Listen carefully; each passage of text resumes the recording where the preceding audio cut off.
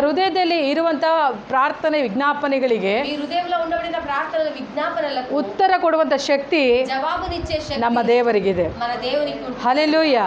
ಹಾಗೆ ದೇವರ ವಾಕ್ಯದಲ್ಲಿ ನಾವು ನೋಡ್ತೇವೆ, అదే విధంగా దేవుని వాక్యంలో మనం చూస్తున్నాము, ಜ್ಞಾನೋಕ್ತಿಯಲ್ಲಿ ಹೇಳಲ್ಪಟ್ಟ ಪ್ರಕಾರವಾಗಿ సామెతలో చెప్పబడినట్లుగా ನೀತಿವಂತನು ಯಾವುದನ್ನ ಇಷ್ಟಪಡ್ತಾನೋ ఏనైతే ఆశిస్తాడో ಅದು ಅವನಿಗೆ ಲಭಿಸುವುದು. అది వానికి లభిస్తుంది. ದುಷ್ಟನು ಏನನ್ನ ಶಂಕಿಸುತ್ತಾನೋ దుష్టుడు దేన్ని ఆశిస్తాడో ಅದು ಅವನಿಗೆ ನೆರವೇರುವುದು. అది వాని పట్ల జరుగును అని. ಹಾಗಾದ್ರೆ అయితే ದುಷ್ಟನು ಏನನ್ನ ಶಂಕಿಸುತ್ತಾನೆ, దుష్టుడు దేని గురించి ఆలోచిస్తాడు, ನೀತಿವಂತನು ಏನನ್ನ ಆಲೋಚಿಸುತ್ತಾನೆ. నీతిమంతుడు దేని గురించి ఆలోచిస్తాడు. ದುಷ್ಟನು ಅಂತಂದ್ರೆ ಯಾರು, దుష్టుడు అంటే ఎవరు, ನೀತಿವಂತರು ಅಂದ್ರೆ ಯಾರು నీతిమంతుడు అని అంటే ఎవరు? ಹೇಳ್ರಿ.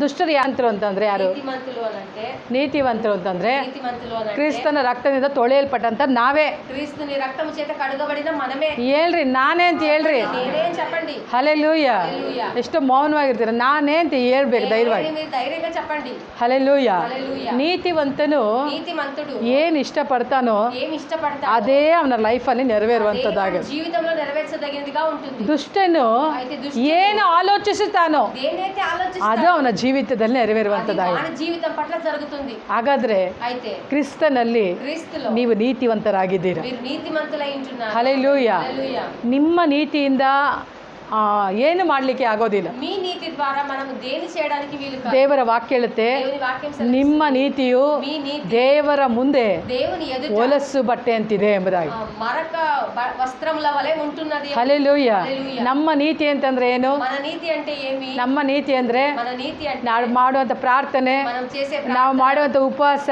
మనం చేసే ఉపవాసం, ನಾನು ಮಾಡುವಂತ ಸಂಪ್ರದಾಯ, మేము చేసే సంప్రదాయం, ನಾನು ಮಾಡುವಂತ ದಾನ ಧರ್ಮ, మనం చేసే దాన ధర్మములు, ಅಷ್ಟು ಕೊಟ್ಟೆ ಕಾಣಿಕೆ, అంత ఇచ్చాను ನಾನು ಇಷ್ಟು ಕೊಟ್ಟೆ ಕಾಣಿಕೆ, ఇచ్చాను కాను, ನಾನು ಇಷ್ಟೆಲ್ಲ ಮಾಡಿದ್ದೀನಿ, ఇంతగా చేసి ದೇವ್ರು ನನಗೆ ಆನ್ಸರ್ ಮಾಡ್ತಾರೆ, దేవుడు నాకు జవాబిస్తాడు, ಅದಕ್ಕೆ ನನ್ನ ಆಸೆ ನೆರವೇರಿಸಿದ್ರು. అందుకే నా ఆశను దేవుడు నెరవేర్చాడు. ಅದು ಯಾವುದು ಅಲ್ಲ. అది ఏది కూడా కాదు. ಹಲ್ಲೆಲೂಯಾ. హల్లెలూయా. ದೇವರು దేవుడు ನಿನ್ನನ್ನು ನೋಡುವಾಗ నిన్ను చూసేటప్పుడు ಏನ್ ನೋಡ್ತಾರೆ ಅಂದ್ರೆ ఏం చూస్తాడు అంటే ತನ್ನ ಮಗನಲ್ಲಿರುವಂತ ನೀತಿಯನ್ನು ನಿನ್ನ ನೋಡುವಾತನಾಗಿದ್ದಾನೆ. కుమారునిలో ఉండబడిన నీతిని మీ పట్ల ఆయన చూసే దేవుడే. ಹಲ್ಲೆಲೂಯಾ. ಆ ನೀತಿಯ ವಸ್ತ್ರವನ್ನ ಕರ್ತ ನಿಮಗೆ ಕೊಟ್ಟಿದ್ದಾನೆ. ఆ నీతి వస్త్రమును ప్రభు మీకు ఇచ్చి ఉన్నాడు. ಅದನ್ನು ನೋಡಿಯೇ దాన్ని చూసి ನಿನ್ನ ಎಲ್ಲಾ ಪ್ರಾರ್ಥನೆಗಳಿಗೆ ಆತನ ಉತ್ತರವನ್ನು ಅನುಗ್ರಹಿಸ್ತಾ ಇದ್ದಾನೆ. ప్రార్థనలన్నిటికీ ఆయన జవాబిచ్చే దేవుడై ఉంటున్నాడు. ಹಲ್ಲೆಲೂಯಾ. హల్లెలూయా. ನಮ್ಮ ಪ್ರಾರ್ಥನೆ, మన ప్రార్థన, ನಾನು ಪ್ರಾರ್ಥನೆ ಮಾಡಿದೆ, నేను ప్రార్థించాను, ನಾನು ಆನ್ಸರ್ ತಗೊಂಡೆ, నేను జవాబు పొందుకున్నాను, ಅದು ನಿಜಾನೇ ಇಲ್ಲ ಅಂತ అది ಹೇಳಲ್ಲ. నిజమే లేదని చెప్పను. ಆದ್ರೆ అయితే ನಮ್ಮಿಂದ ಏನೂ ಆಗಲ್ಲ. మన వల్ల ఏమి చేయడానికి వీలు కాదు. ಹಲ್ಲೆಲೂಯಾ. హల్లెలూయా. ನಮ್ಮಿಂದ ಏನು ಆಗಲ್ಲ. మన వల్ల ఏమి కూడా కాదు. ಅದಕ್ಕೆ ದೇವರು ಹೇಳ್ತಾರೆ, అందుకే దేవుడు అంటున్నారు, ಯೇಸು ಸ್ವಾಮಿ ಶಿಷ್ಯರೊಟ್ಟಿಗೆ ಮಾತನಾಡುವಾಗ ಹೇಳ್ತಾನೆ, యేసయ్య శిష్యులతో మాట్లాడేటప్పుడు అంటాడు, ನೀವು మీరు ನನ್ನನ್ನ నన్ను ಬಿಟ್ಟು విడిచిపెట్టి ಏನು ಮಾಡ್ಲಿಕ್ಕೆ ಆಗಲ್ಲ. ఏమీ చేయలేరు మీరు. ಹಲ್ಲೆಲೂಯಾ. హల్లెలూయా. ಹಲ್ಲೆಲೂಯಾ. హల్లెలూయా. ಇವತ್ತು ನೀನು ಸಂತೆಗೆ ಹೋಗ್ತೀನಿ ಅಂದ್ರು ఈ రోజు మీరు సంతకు వెళ్తా అన్నా కూడా ಆತನ ಬಿಟ್ಟು ನೀನು ಏನು ಮಾಡ್ಲಿಕ್ಕೆ ಆಗಲ್ಲ. ఆయన విడిచిపెట్టి మీరు ఏమి చేయడానికి వీలు కాదు. ಹಲ್ಲೆಲೂಯಾ. హల్లెలూయా. ಇವತ್ತು ಇಲ್ಲಿಂದ ನೀನು ತರೀಕೆರೆಗೆ ಪ್ರಯಾಣ ಮಾಡ್ತೀನಿ ಅಂದ್ರು ఈ రోజు ఇక్కడ నుంచి తరికెరికి నేను ప్రయాణిస్తా అన్నా కూడా ಆತನಿಲ್ಲದೆ ನೀನು ಏನು ಮಾಡ್ಲಿಕ್ಕೆ ಆಗಲ್ಲ. ఆయన లేకుండా నువ్వు ఏమి కూడా చేయలేవు. ಆತನಿರೋದ್ರಿಂದಲೇ ನೀನು ಎಲ್ಲಿ ಹೋದ್ರೂ ಸುರಕ್ಷಿತವಾಗಿ ಬರ್ತಾ ಇದೆಯಾ ಮನೆಗೆ. ఆయన ఉన్నందువల్లే నువ్వు ఎక్కడికి వెళ్ళినా సురక్షితంగా నువ్వు ఇల్లు చేరుతూ ఉన్నావు. ನೀವು ಯಾರಾದ್ರೂ ಹೇಳಲಿಕ್ಕೆ ಸಾಧ್ಯನಾ? ఎవరైనా చెప్పగలుగుతారా? ನನ್ನ ಪ್ರಾರ್ಥನೆಯಿಂದಲೇ నా ప్రార్థన ద్వారానే ನಾನು ಶಿವಮೊಗ್ಗಕ್ಕೆ ಹೋಗಿ ಭದ್ರಾವತಿಗೆ ಸುರಕ್ಷಿತವಾಗಿ ಬರ್ತಾ ಇದ್ದೀನಿ ಅಂತ. ಶಿವಮೊಗ್ಗಕ್ಕೆ వెళ్ళి నేను సురక్షితంగా నేను ఇంటికి వస్తూ ఉన్నాను. దేవుని వాక్యం ನೀನು సెలవిస్తుంది. ಹೋಗುವಾಗಲೂ నువ్వు వెళ్ళేటప్పుడు ಬರುವಾಗಲೂ వచ్చేటప్పుడు ಇಂದಿನಿಂದ ఇప్పటి నుండి ಸದಾಕಾಲ ಯೆಹೋವನು ನಿಮ್ಮ ಸಂಗಡಲೇ ಇರುವನು. నీతో పాటే ఆయన ఉంటాడు అని. ಹಲ್ಲೆಲೂಯಾ. హల్లెలూయా. ಎಷ್ಟು ಚೆನ್ನಾಗಿದೆ ಗೊತ್ತಾ ವಾಕ್ಯ ಅದು. ఎంత బాగుందో తెలుసా? ನಿಮ್ಮ ಸಂಗಡಲೇ ಇರುವನು. నీతో పాటే ఉంటాడు. ಹಲ್ಲೆಲೂಯಾ. ನಾವೆಲ್ಲರೂ ಸೇರಿ ಹೇಳೋಣ, మనమందరం చేరి చెప్దామా? ನಾನು ಹೋಗುವಾಗಲೂ వెళ్ళేటప్పుడు ಬರುವಾಗಲೂ వచ్చేటప్పుడు ಇಂದಿನಿಂದ ఇప్పటి నుండి ಸದಾಕಾಲ, ఎల్లప్పుడూ ಚೆನ್ನಾಗಿ ಸದಾಕಾಲ ఎల్లప్పుడూ ಯೆಹೋವನು యెహోవా ನನ್ನ ಸಂಗಡಲೇ ಇರುವನು. నాతో పాటే ఉంటాడు. ಹಲ್ಲೆಲೂಯಾ. హల్లెలూయా. ನನ್ನ ಜೊತೆಲೇ ಇರ್ತಾರ. నా జೊತೆలోనే ఆయన ఉంటాడు. ಇವತ್ತು ನೀನು ಎಲ್ಲೇ ಹೋದರೂ నువ్వు ఈ రోజు ఎక్కడికే ತಿರುಗಿ ಸುರಕ್ಷಿತವಾಗಿ ಮನೆಗೆ ಬರ್ತಿದೀಯ ಅಂತಂದ್ರೆ మళ్ళీ సురక్షితంగా నువ్వు ఇల్లు చేరుతూ ఉన్నావు ಅದು అంటే ನಿನ್ನ ನೀತಿಯಿಂದ ಅಲ್ಲ, అది నీ నీతి ద్వారా ಅದು కాదు. ಕ್ರಿಸ್ತನ ನೀತಿಯಿಂದ. అది క్రీస్తు యొక్క నీతి ద్వారా. ಹಲ್ಲೆಲೂಯಾ. హల్లెలూయా. ಹಲ್ಲೆಲೂಯಾ. హల్లెలూయా. ದೇವರು ನಿಮ್ಮ ಜೊತೆಯಲ್ಲಿ ಇದ್ದಾನೆ. దేవుడు మీతో పాటు ఉన్నాడు. ಹಲ್ಲೆಲೂಯಾ. హల్లెలూయా. ನೀವು ನೀತಿವಂತರಾಗಿದ್ದೀರಾ. మీరు నీతిమంతులై ఉన్నారు. ನೀವು ಬಾಯಿ ತೆರೆದು ಕೇಳದೆ ಇರುವುದನ್ನ ಸಹ మీరు నోరు తెరిచి అడుగనటువంటిది కూడా ಕರ್ತನ್ ನೆರವೇರಿಸುವ ಆತನಾಗಿದ್ದಾನೆ. ప్రభు నెరవేర్చే దేవుడై ఉంటున్నాడు. ಹಲ್ಲೆಲೂಯಾ. హల్లెలూయా. ಬಾಯಿ ತೆರೆದು ಕೇಳದೇ ಇಲ್ಲ. నోరు తెరిచి అడగరు. ನೀವು ಕೇಳಿದ್ದೀರಿ ಯಾವತ್ತಾದ್ರೂ? మీరు ఎప్పుడైనా అడిగి ఉన్నారా? ಬಾಯಿ ತೆರೆದು ಕೇಳದೇ ಇರುವುದನ್ನು ಸಹ ಕರ್ತನ್ ಕೊಡ್ತಾನಂತ. నోరు తెరిచి అడగని దాన్ని కూడా ప్రభు ఇస్తారు అని అంటున్నారు. ಹಲ್ಲೆಲೂಯಾ. హల్లెలూయా. ನಮ್ಮ ದೇವರು ಅಷ್ಟು ಸ್ಪೆಷಲ್ ಆದಂಥ ದೇವರಾಗಿದ್ದಾನೆ. దేవుడు అంత స్పెషల్ అయిన దేవుడై ఉంటున్నాడు. ಬಾಯಿ ಬಿಟ್ಟು ಕೇಳು ಅಂತ ಹೇಳ್ತೀವಿ ನಾವು. నోరు తెరిచి అడుగు నువ్వు అని మనం అంటాము. ಎಷ್ಟರ ಅಳ್ತಾನೆ ಇದ್ರೆ ಸುಮ್ಮನೆ ఎస్తరు ఏడుస్తూనే ఉంటే ಅವರಪ್ಪ ಏನು ಹೇಳ್ತಾರೆ? వాళ్ళ డాడీ ఏం చెప్తాడు? ಯಾಕೆ ಸುಮ್ಮನೆ ಅಳ್ತಾ ಇದೀಯಾ? ఎందుకు ఊరికే ఏడుస్తూ ఉన్నావు? ಬಾಯಿ ಬಿಟ್ಟು ಹೇಳು, నోరు తెరిచి చెప్పు, ಏನ್ ಬೇಕಂತ ಹೇಳು ಅಂತ. కావాలి అని చెప్పు, నువ్వు నోరు తెరిచి. ಹಲ್ಲೆಲೂಯಾ. హల్లెలూయా. ಆದ್ರೆ ನನ್ನ ದೇವರು అయితే నా దేవుడు ನೀನು ಬಾಯಿ ತೆರೆದು ಹೇಳದೆ ಹೋದ್ರು నువ్వు నోరు తెరిచి చెప్పకపోయినా ನಿನ್ನ ಹೃದಯದಲ್ಲಿ ನಡೀತಿರುತ್ತಲ್ಲ, నీ హృదయంలో జరుగుతూ ఉంటుంది కదా, ಅದನ್ನ ಆತನು ತಿಳಿದವನಾಗಿದ್ದಾನೆ. దాన్ని ఆయన ఎరిగిన దేవుడే ఉంటున్నాడు. ಹಲ್ಲೆಲೂಯಾ. హల్లెలూయా. ನಿನ್ ಕಣ್ಗಳಲ್ಲಿ ನೀರು ಬರ್ತಾ ಇರುವಾಗ, నీ కళ్ళలో నుండి నీళ్లు ಇದು వస్తూ ಬೇಕಲ್ಲ ಅಂತ ಅಳ್ತಾ ಇರುವಾಗ కావాలనే అని మీరు ఏడుస్తూ ఉంటారు. ಕರ್ತನ್ ತಿಳಿದವನಾಗಿರ್ತಾನೆ. దాన్నే ప్రభు ఎరిగిన దేవుడే ఉంటున్నాడు. ಹಲ್ಲೆಲೂಯಾ. హల్లెలూయా. ಅಷ್ಟು ಒಳ್ಳೆ ದೇವರು, అంత మంచి దేవుడు, ಅಂತ ಒಳ್ಳೆ ದೇವರಿಗೆ అంత మంచి దేవునికి ಆರಾಧನೆ ಮಾಡ್ಲಿಕ್ಕೆ ఆరాధించడానికి ನಾವೆಷ್ಟು ಆತುರದಿಂದ ಬರ್ತಾ ಇದ್ದೇವೆ. మనం ఎంత ఆతురత కలిగి వస్తూ ఉన్నాము. ಹಲ್ಲೆಲೂಯಾ. హల్లెలూయా. ನಮಗೆ ದೇವರು ಬೇಕು, మనకు దేవుడు కావాలి, ಅದ್ಭುತ ಬೇಕು, అద్భుతములు కావాలి, ಕುಟುಂಬದಲ್ಲಿ ಒಳ್ಳೆ ಕಾರ್ಯಗಳು ನಡಿಬೇಕು, కుటుంబంలో మంచి కార్యములు జరగాలి, ಎಲ್ಲ ಒಳ್ಳೇದೇ ಆಗ್ತಾ ಇರಬೇಕು. అన్ని మంచిదే జరుగుతూ ఉండాలి. ನಾನು ಮಾತ್ರ ಚರ್ಚಿಗೆ ಬರಲ್ಲ, నేను మటుకు చర్చికి రాను, ನಾನು ಮನೆಯಲ್ಲೇ ಇರ್ತೀನಿ. నేను ఇంట్లోనే ఉండిపోతాను. ನನಗೆ ಬೇಕಾದನ್ನ ಹಂಗೆ ಸುರಿಸ್ಬೇಕು. నాకు కావాల్సినంతా ఆ విధంగా కుమ్మరించాలి పైన. ಆಗುತ್ತಾ? ఆ విధంగా జరుగుతుందా? ಆಗೋದಿಲ್ಲ. ఆ విధంగా జరగదు. ದೇವರು ಯಾರಿಗೆ ಹೇಳಿದ್ದಾನೆ ಈ ಮಾತು? దేవుడు ఎవరికి చెప్పి ఉన్నారు ఈ మాట? ನೀನು ಇಷ್ಟಾರ್ಥ ನೆರವೇರಿಸ್ತಾನೆ ಅಂತ ಯಾರಿಗೆ ಹೇಳಿದ್ದಾನೆ? ఇష్టార్థములను నెరవేర్చుతానే ఎవరు? ಇನ್ನೊಂದ್ಸಾರಿ ಓದ್ರಿ, ಕೀರ್ತನೆ 21:2 ಓದ್ರಿ. ఇంకొకసారి కీర్తనలు 21:2 వచనం మీరు చదవండి.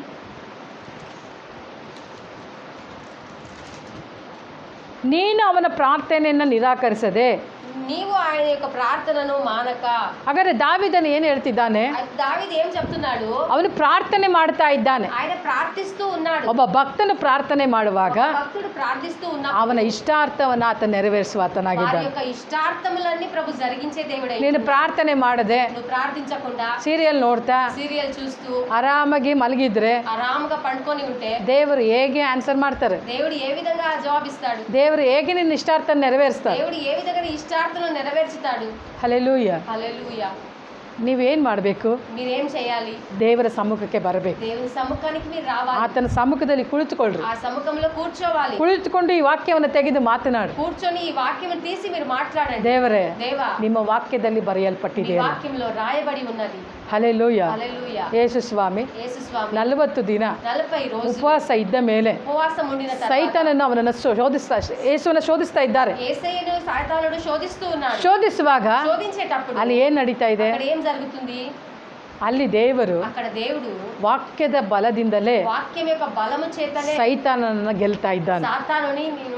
సాతానుని మీద గెలుస్తున్నాడు. ಹಲ್ಲೆಲೂಯಾ. హల్లెలూయా. ಅಲ್ಲಿ ವಾಕ್ಯವನ್ನು ಮಾತನಾಡ್ತಾ ಇದ್ದಾನೆ. అయితే అక్కడ వాక్యమును ప్రభు మాట్లాడుతున్నాడు. ನಿನ್ನ ಲೈಫಲ್ಲಿ అయితే నీ జీవితం ಎಲ್ಲಿ ಸಮಸ್ಯೆ ಇದೆಯೋ ఎక్కడ సమస్య ఉంది ಅಲ್ಲಿ ನೀನೇನ್ ಮಾತನಾಡಬೇಕು? అక్కడ నువ్వు ఏమని మాట్లాడాలి? ಏನು ಮಾತನಾಡ್ತೀರಾ? ఏం మాట్లాడతారు మీరు? ವಾಕ್ಯವನ್ನ ಮಾತನಾಡಬೇಕು. వాక్యమునే మీరు మాట్లాడాలి.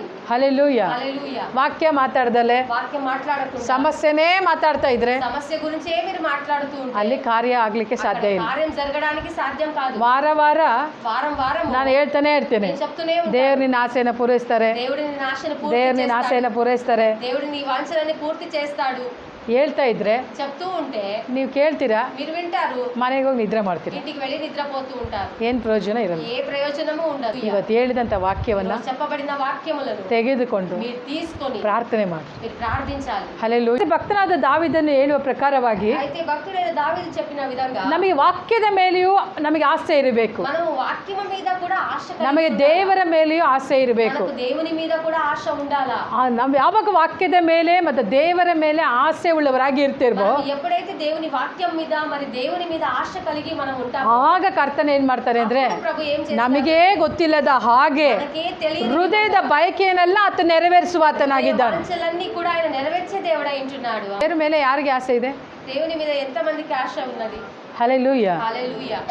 ಯಾಕಂದರೆ ಎಲ್ಲರಿಗೂ ದೇವರ ಮೇಲೆ ಆಸೆ ಇದೆ. అయితే దేవుని మీద అందరికీ ఆశ ಆ ఉన్నది. ಆಸೆ ಅಧಿಕವಾಗಬೇಕು. ఆ ఆశ అనేది అధికమవుతూ ఉండాలి. ದೇವರ ಮೇಲೆ ನೀನು ಯಾವಾಗ ಅಧಿಕವಾಗಿ ಆಸೆಯನ್ನು ಇಡ್ತೀಯೋ ఎప్పుడైతే దేవుని మీద ఎక్కువైన ప్రేమను నువ్వు ఉంచుతావో ಆಗ ದೇವರು ಏನು ಮಾಡ್ತಾರೆ, అప్పుడు దేవుడు ఏం చేస్తారు అంటే, ನಿನಗೇ ಗೊತ್ತಿಲ್ಲದ ಹಾಗೆ నీకే తెలియని ನಿನ್ನ విధంగా ಹೃದಯದಲ್ಲಿ ಏನು ಆಸೆ ಪಡ್ತೀಯೋ హృదయంలో దేన్ని ఆశిస్తున్నావో ಅದೆಲ್ಲವನ್ನ ಕರ್ತನ ನೆರವೇರಿಸುವ ಆತನಾಗಿದ್ದಾನೆ. వాటన్నిటిని ప్రభు జరిగించే దేవుడై ఉంటున్నాడు. ಆಮೇಲೆ ಹೇಳಿ, ఆమేన్.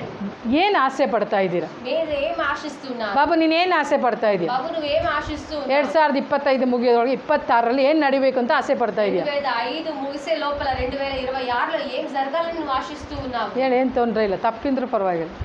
ಏನು ಆಸೆ ಪಡ್ತಾ ಇದೆಯಾ? ఏమని ఆశిస్తూ ఉన్నావు? 25ಗೆ ಬಂದರೆ ಒಂದು ಗೋಲ್ ಇರಬೇಕು. 25కి వస్తే ఒక గోల్ ఉండాలి. ನಾನು ಅದನ್ನು ರೀಚ್ ಮಾಡಬೇಕು. మీరు దాన్ని రీచ్ చేయాలి. ಏನು ಆಸೆ ಪಡ್ತಿದ್ದೀರಾ ಅಂತ ఏం ఆశిస్తూ ఉన్నారు? ಹೇಳ್ರಿ, ಏನು ಆಸೆ ಪಟ್ಟಿಲ್ವಾ? ಏನು ಆಸೆ ಪಟ್ಟಿಲ್ವಾ?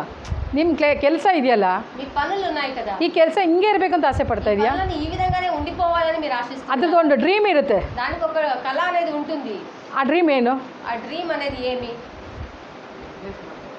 ಆ ಬಿಸ್ನೆಸ್, ಈ ಒಂದು ಕೆಲಸ ಅಭಿವೃದ್ಧಿ ಆಗಬೇಕು, ಬೆಳಿಬೇಕು ಅಂತ ಆಸೆ ಪಡ್ತಿದೀಯಾ? ఈ ఒక బిజినెస్ అభివృద్ధి చెందాలి అని నువ్వు ఆశిస్తున్నావా? ಇಲ್ಲ ಹಂಗೆ ಇರಬೇಕು ಅಂತ ಆಸೆ ಪಡ್ತಾ లేదా ఆ ಇದೀಯಾ? విధంగానే ఉండాలి, పనులు దొరుకుతూ ఉండాలి అంతే అని ఆశిస్తూ ఉన్నావా? ಏನು ಬಯಸ್ತಿದ್ಯಾ?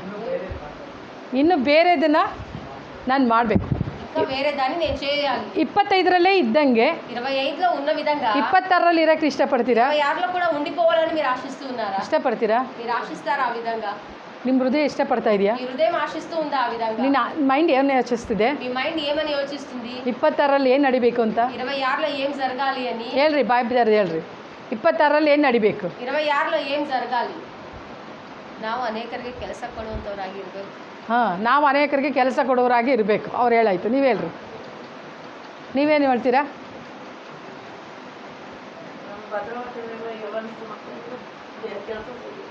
ಆಮೇಲೆ ನಮ್ಮ ಭದ್ರಾವತಿಯಲ್ಲಿರುವಂಥ ಎಲ್ಲ ಯವನಸ್ಥ ಮಕ್ಕಳಿಗೆ ಕೆಲಸ ಸಿಗಬೇಕಂತ ಅವ್ರ ಆಸೆ. ನಿಮ್ಮ ಆಸೆ ಏನು?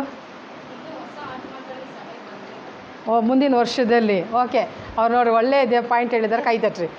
ಹಾಂ, ಮುಂದಿನ ವರ್ಷದಲ್ಲಿ ಹೊಸ ಆತ್ಮಗಳು ಆಲಯಕ್ಕೆ ಬರಬೇಕು ಅಂತ ಆಸೆ ಪಡ್ತಾ ಇದ್ದಾನೆ. ಆಮೇಲೆ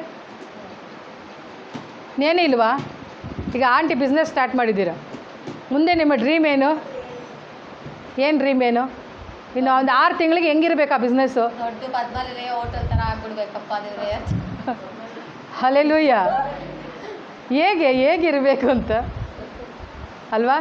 ಹಾಗಾದರೆ ನಾವು ದೇವರ ಮೇಲೆ ಎಷ್ಟು ಆಸೆಯನ್ನು ನಾವು ಬೆಳೆಸಿಕೊಳ್ತೀವೋ మనం దేవుని మీద ఎంత ఆశను పెంచుకుంటామో ಹಾಗೆಯೇ అదే విధంగా ನೀನು ಗೊತ್ತಿಲ್ಲದೆ ಇರುವಂಥ ಆಸೆಗಳನ್ನು నీకు తెలియనటువంటి ఆశలను ನೀನು ಯಾರಿಗೂ ಗೊತ್ತಿಲ್ಲದಲ್ಲೇ ಮರೆಮಾಚಿಟ್ಟಿರ್ತೀಯಲ್ಲ, ఎవరికి తెలియకుండా మరుగు చేసి ఉంటావు ಆ కదా, ಆಸೆಯನ್ನು ಕರ್ತನು ಈಡೇರಿಸ್ತಾನೆ. ఆ ఆశను ప్రభు నెరవేర్చే దేవుడే ఉంటున్నాడు. ಹಲ್ಲೆಲೂಯಾ. హల్లెలూయా. ನನ್ನ ಮನಸ್ಸಲ್ಲಿ ಒಂದು ಆಸೆ ಇದೆ. నా మనసులో ఒక ఆశ ఉంది. ಈ ವರ್ಷದಲ್ಲಿ ఈ సంవత్సరంలో ಒಳ್ಳೆಯ ಒಂದು ಡ್ರೀಮನ್ನು ಇಟ್ಕೊಳ್ರಿ. మంచి ఒక డ్రీమ్ గా మీరు ఉంచుకోండి. ಈ ವರ್ಷದಲ್ಲಿ ನಾನು ಏನಾದರೂ ಒಂದು ಸಾಧನೆ ಮಾಡಬೇಕು. ఈ సంవత్సరంలో నేను ఏమైనా మంచిది సాధించాలి. ಈಗ ನಿಮ್ಮ ಒಂದು ಕೆಲಸ ಆಗಿರ್ಬೋದು, ఇప్పుడు మీ పనులు అయి ఉండొచ్చు, ನಿಮ್ಮ ಸ್ಟಡಿ ಆಗಿರ್ಬೋದು, స్టడీ అయి ఉండొచ్చు, ಇಲ್ಲ ಆತ್ಮಿಕ ಜೀವಿತವಾಗಿರ್ಬೋದು, ఆత్మికమైన జీవితం, ಪ್ರಾರ್ಥನಾ ಜೀವಿತ ಆಗಿರ್ಬೋದು. ప్రార్థన జీవితం, ಇದರಲ್ಲಿ ఇందులో ಏನೋ ಒಂದು ಇಂಪ್ರೂವ್ಮೆಂಟ್ ಅನ್ನ ನೀವು ತೋರಿಸ್ಬೇಕು ಈ ವರ್ಷ. ఏదో ఒక ఇంప్రూవ్మెంట్ ఈ సంవత్సరంలో మీరు చూపించాలి. ಹಲ್ಲೆಲೂಯಾ. హల్లెలూయా. ಅಕ್ಕ ಹೇಳಿದ್ದಾರೆ, అక్క చెప్పి ఉంది, ಇಂಪ್ರೂವ್ಮೆಂಟ್ ತೋರಿಸು ಅಂತ ఇంప్రూవ్మెంట్ చూపించాలి ಅಂತ ಹೇಳಿ ಭಾನುವಾರ ಎಲ್ಲ ಚಕ್ಕರ್ ಹಾಕ್ಬಿಟ್ಟು అని చెప్పి ఆదివారం అంతా చక్కర వేసి ನಿಮ್ಮ ಕೆಲಸ ಬಿಸ್ನೆಸ್ ಅನ್ನ ಸ್ಟಾರ್ಟ್ ಮಾಡಬೇಡ್ರಿ. మీ పనులు బిజినెస్ అని స్టార్ట్ చేయకండి. ಹಲ್ಲೆಲೂಯಾ. హల్లెలూయా. ನಾನು ಹೇಳ್ತಿರುವಂಥದ್ದು, చెప్తూ ఉండడం, 6 ದಿನ ಕರ್ತನ್ ನಿಮಗಾಗಿ ಕೊಟ್ಟಿದ್ದ. 6 రోజులు ప్రభు మీకని ఇచ్చి ఉన్నారు. ಒಂದು ದಿನ ಮಾತ್ರ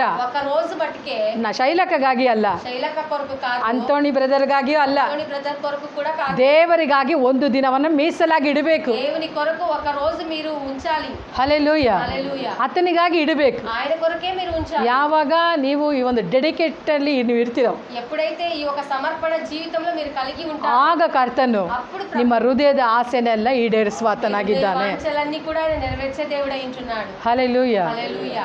ನೀವು ಅದನ್ನ